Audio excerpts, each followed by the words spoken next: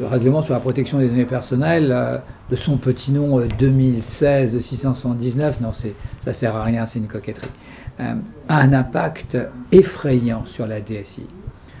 Il faut savoir que la différence en termes de droit, c'est 2/3 de droits de plus pour la DSI que ce qui existait déjà pour ces systèmes d'information. Si on partait de l'idée que le tiers qui restaure, il n'en a même pas fait le quart, on voit l'ampleur de la situation. Ben, vous allez me dire, mais à quel intérêt? On a 2/3 de plus, on a fait le quart du tiers, ça fait bien une algorithmique un peu particulière. Oui, mais aujourd'hui, le risque, c'est 20 millions d'euros ou 4% du chiffre d'affaires mondial. On est très loin de l'ancien système où il y avait au maximum 150 000 euros et en cas de récidive, 300 000 euros.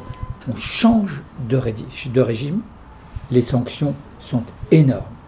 Quelles sont les obligations de la DSI? 4 grands paquets. Premier grand paquet, se mettre aux normes anciennes qui ont été reprises.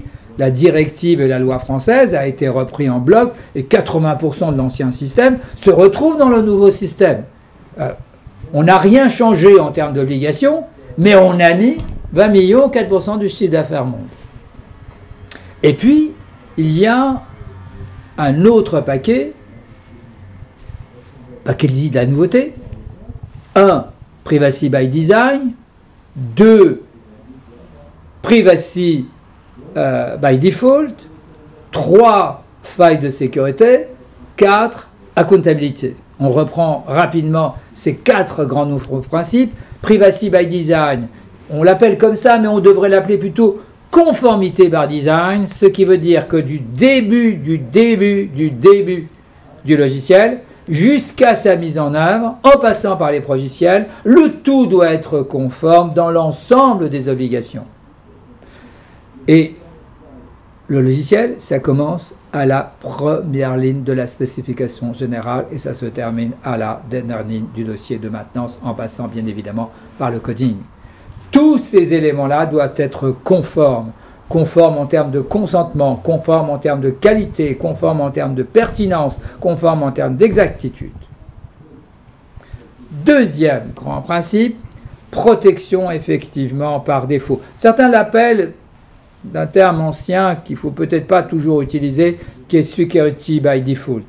Security by default, security à cet endroit-là ne veut pas dire sécurité, la vraie sécurité telle qu'on a l'habitude en matière d'informatique et télécom, qui est celle de l'article 32.